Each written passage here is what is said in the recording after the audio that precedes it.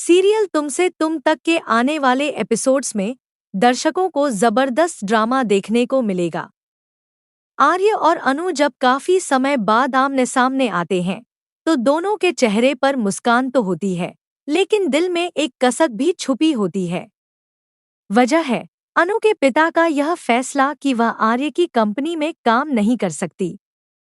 अनु यह बात रोते हुए आर्य को बताती है, जिसे सुनकर आर्य भी अपना मन काबू में रखता है और तय करता है कि अभी अनु को प्रपोज करने का सही समय नहीं है।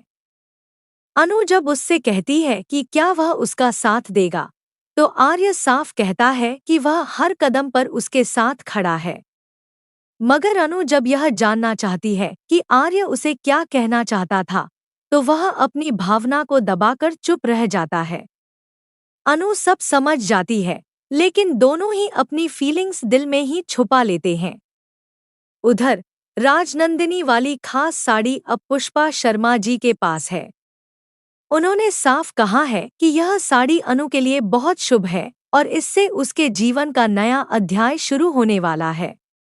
यह साड़ी जिस कंपनी की है वह आर्यवर्धन की ही है और कहानी में यहीं से नया मोड़ आ जाता है। सुबह होते ही आर्यवर्धन अनु के घर एक बड़ा प्रपोजल लेकर पहुंचता है। वह चाहता है कि अनु राजनंदिनी साड़ीज की नई बिजनेस हेड बने। शुरुआत में शर्मा जी इस ऑफर को ठुकरा देते हैं, लेकिन जैसे ही उनकी नज़र उसी राजनंदिनी साड़ी पर पड़ती है, उन्हें अप्पू की बातें याद आ जाती हैं। वह इस प्रस्ताव को अनिच्छा के बावजूद स्वीकार कर लेते हैं। इस फैसले के बाद आर्य और अनु की खुशी का ठिकाना नहीं रहता। अनु एक बड़ी पोजीशन वाली नई शुरुआत करने वाली है और राजनंदिनी की खास साड़ी भी पहनने वाली है। बस यही बात मीरा को चुभने लगती है। अपनी जलन में मीरा एक नई चाल चलती है।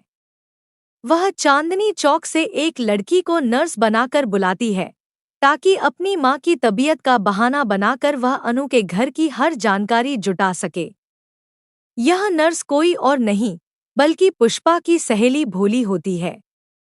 मीरा पैसे का लालच देकर भोली को अपने साथ मिला लेती है, लेकिन आगे कहानी और रोमांचक हो जाती है, क्योंकि आर्यवर्धन मीरा की साजिश का भांडाफोड़ करने वाला है।